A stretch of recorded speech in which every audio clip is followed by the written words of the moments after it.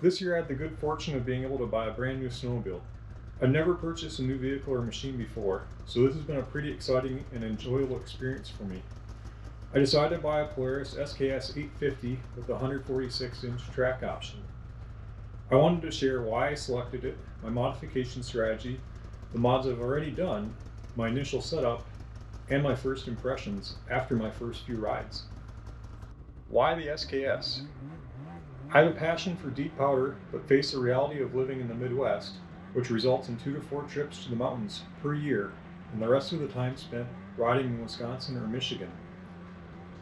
I owned a mountain sled in the past, however, I wanted something less biased to the mountains so that I would be more likely to ride in the Midwest. Not many years ago, I used to look at sleds in the crossover class as a joke when it came to deep snow. However, the research I did on more recent offerings from Polaris, Arctic Cat, and Skidoo suggested they performed well in the deep.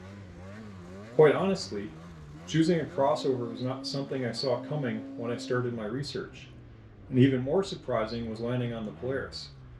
My initial desire was to get an Arctic Cat Alpha or the new Skidoo Summit Turbo. However, neither seemed particularly practical for Midwest riding. Once I started comparing crossovers, the big drivers were power, mountain sled pedigree, weight, and track options. Power is self-explanatory because who doesn't want as much as you can get? In terms of handling, I like how easy mountain sleds are to get on one ski and how well they balance, so I didn't want to stray from a predominantly mountain chassis. This meant I was looking for a relatively narrow ski stance and mountain ergonomics. Weight was on my radar because the lighter it is, the easier it is to maneuver and get unstuck. The track and its corresponding lug height are critical when it comes to putting power to the snow.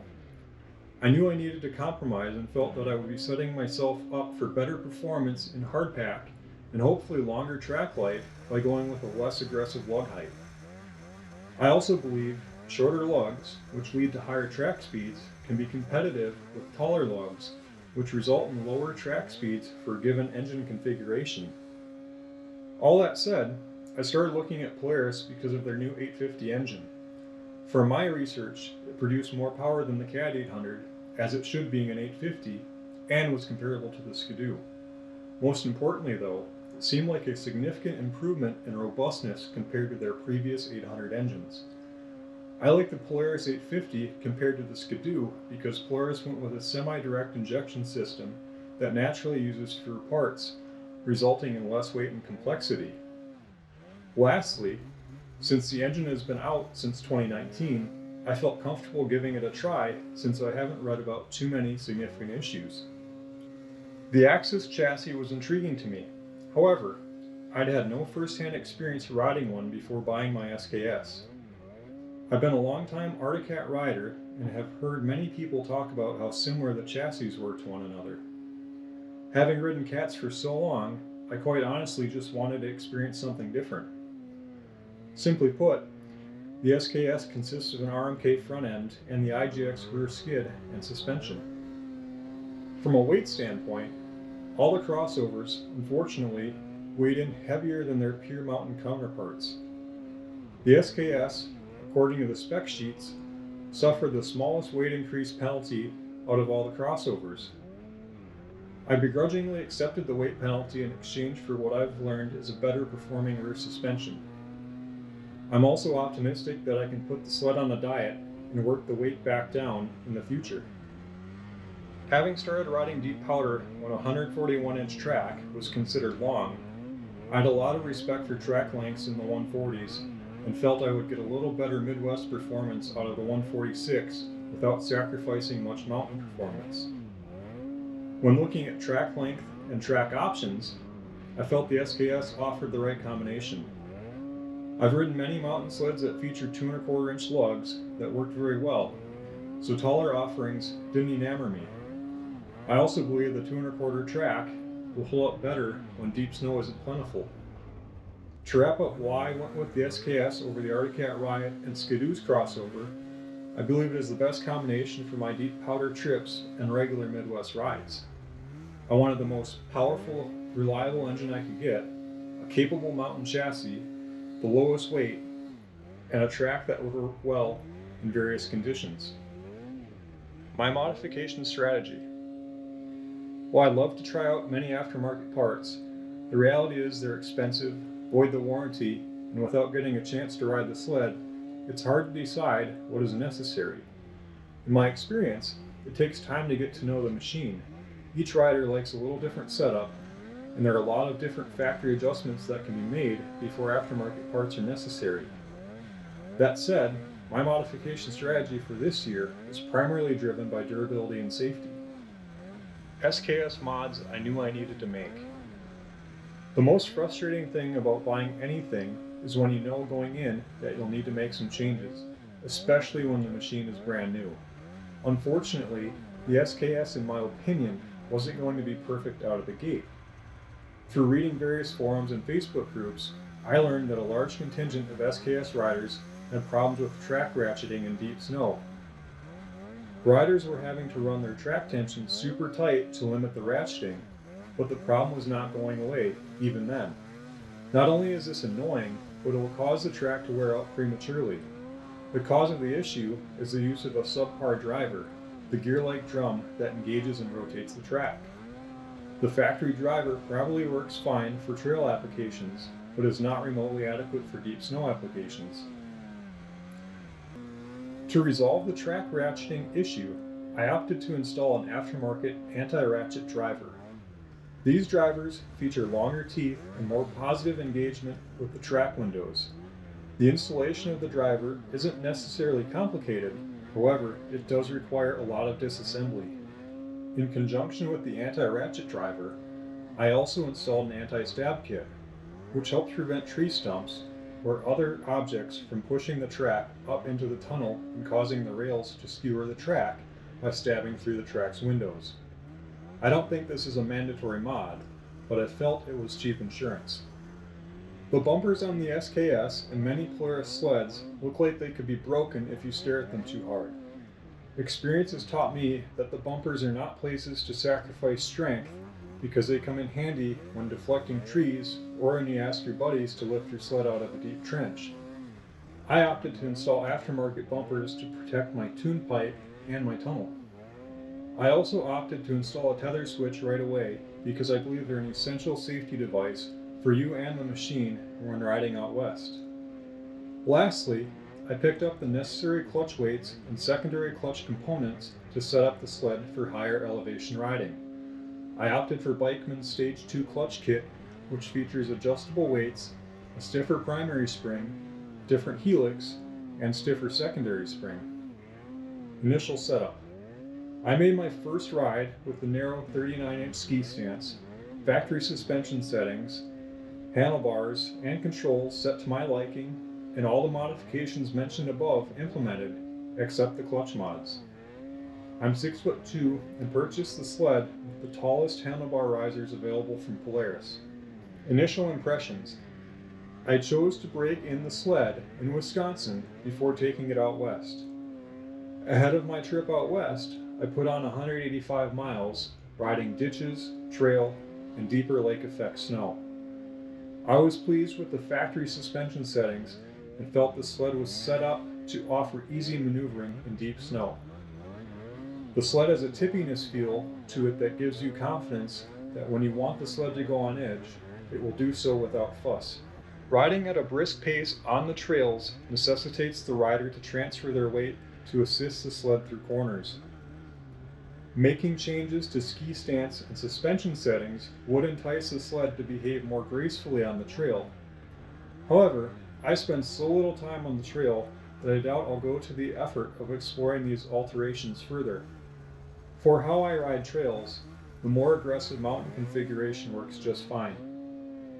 Power is on demand and thoroughly enjoyable. Under most conditions, getting the skis to point skyward is an easy task and will put a smile on anyone's face. Acceleration is crisp and exhilarating. Even when flying across a lake at 40 miles an hour and then pinning it will result in instantaneous ski lift and an even bigger grin. Calluses and blisters are the results of getting acquainted with the pull of the 850. Deep powder performance. Our first trip of the year was an early January trip out to West Yellowstone. Our group had a mix of 4-stroke and 2-stroke sleds ranging in track length from 153 to 174 inches. Snow conditions were a mix of baseless powder and 8 to 12 inches of powder with the base under it.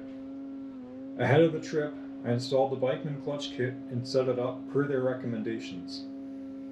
Overall, I was thoroughly impressed with how the 146-inch SKS performed. It was super easy to maneuver and power was on tap. Initial clutch settings were off, and the engine was over-revving at the specified weights suggested by Polaris and Bikeman. For the 9,000 to 10,000 foot elevation range we were riding in, I found I had to add 2.8 grams of clutch weight over the base weight recommendation of 66 grams. In total, I was running 68.8 grams, which consistently had the motor turning between 8250 and 8300 RPMs during extended pulls. Once I adjusted the clutch weights, the engine and clutch setup worked incredibly well. Back shifting was very quick, and I never felt like the engine was out of sync with my throttle commands. The factory gearing, I felt, was very close too. The only time I ever felt there was a little spool up time between engine and track was when I was at a dead stop trying to get unstuck. In this scenario, there's a lot of track resistance and the engine has to rev to build power, so there's a slight delay. However, whenever operating in the power band, the engine was always able to pull hard. Deep snow maneuvering was precise, and compared to past experiences, this chassis was much easier to initiate and maintain maneuvers.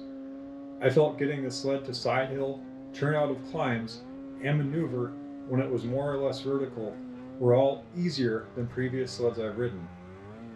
One especially apparent characteristic was how well the sled handled transitions from powder to hardpack while side hilling. On more than one occasion, while attempting to cross hardpack tracks while side hilling, I've been spit off the sled because the machine got so upset. On the SKS, I made these transitions easily, and the sled absorbed the changing snow conditions with minimal upset. The only challenge I encountered on the SKS when side hilling was when riding super steep or marginal terrain. In these conditions, the shorter track of the SKS tends to want to wash out and direct the sled further uphill. This tendency can easily be countered though by careful countersteering and throttle management. Climbing. How does a sled climb? In my opinion, very well for its given track length. I engaged in climbing battles with my friends on longer tracks and never felt wholly outgunned. However, it would be foolish to say the 146 will keep up with a 174-inch track in the steepest and deepest terrain. Quantifying climbing ability is hard because so much comes down to the riders involved, snow conditions, and chosen lines. I can say that I never ended a day wishing I had a longer track, nor did I feel that there was terrain that I didn't want to attempt to ride because of my shorter track. I also never got frustrated by the shortness of the 146 in any of the riding situations I encountered. I actually thought the shorter track was a lot of fun and provides many opportunities to improve riding skills because climbing relative to longer track lengths is a little harder and requires more thought when it comes to lines and turnouts. Plus, beating up something where your longer track friends got stuck is a blast.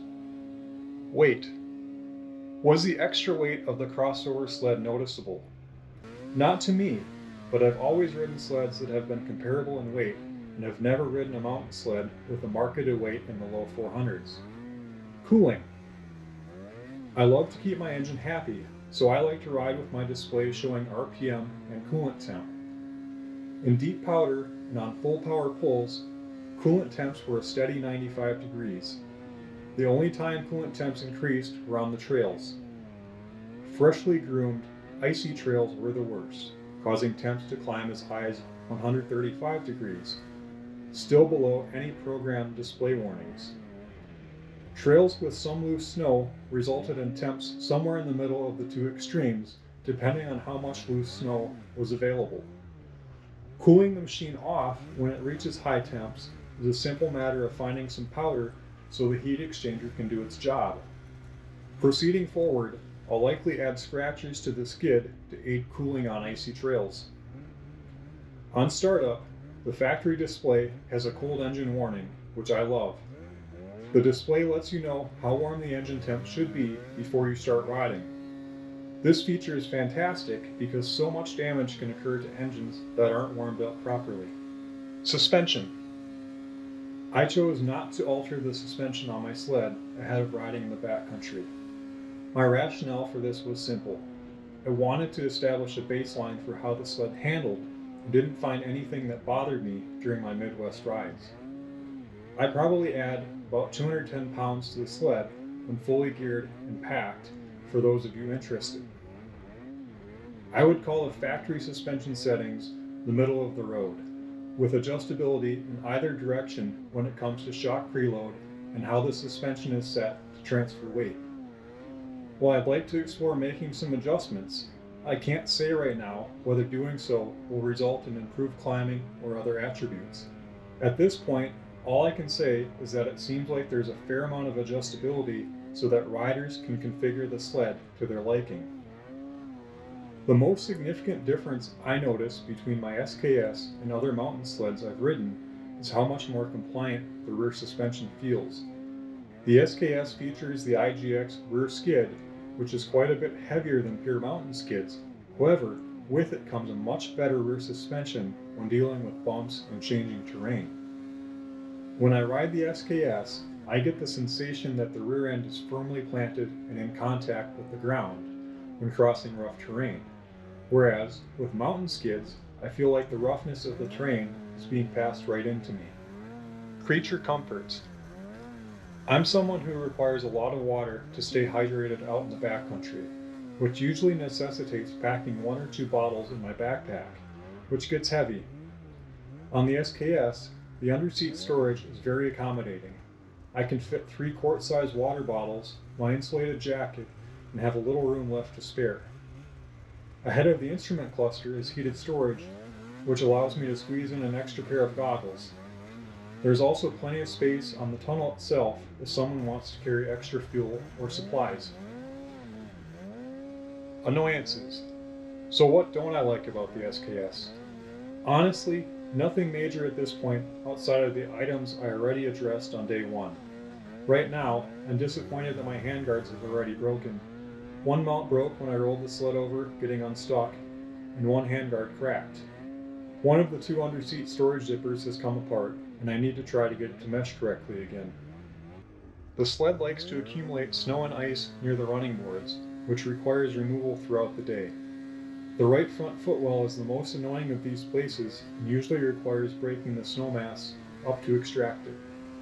All the other areas can be cleared by hand or foot. The slush that accumulates on top of the tunnel from the heat exchanger running back and forth can make for a wet pack if you're not diligent about where you put it. From a maintenance standpoint, it seems like verifying wrench clearance and accessibility was something the Polaris team did not scrutinize much. For example, when changing clutch weights, a standard 3/8" box wrench does not fit well around the nut. In other areas, even with crow's feet, getting fasteners to the torques outlined in the service manual is all but impossible because there's not enough room to maneuver. Removing the rearmost brake caliper bolt is an exercise of patience because it is situated blindly in a cramped area with minimal tool access. Some of these issues can be overcome by grinding wrenches or making special tools, but most people won't be equipped out of the gate and will likely find these things frustrating. Conclusion. I think the fairest question to ask in concluding this review is, would I make this purchase again? Despite some of the pitfalls I've described and modifications I've made, my answer to this question is yes. I'm having a ton of fun riding the sled, and it's giving me a new appreciation for crossover sleds. The sled is one of the easiest I've ever ridden in terms of backcountry maneuverability, and I love the overall configuration. After I initially set the sled up, it has been gas, oil, and go. The 850 engine's power is incredible, and I love duking it out with my counterparts riding longer tracks. I can't wait to see how it does on even deeper snow days. To keep up with my snowmobiling adventures and other happenings, be sure to subscribe to my channel and check out my website at workshopchronicles.com.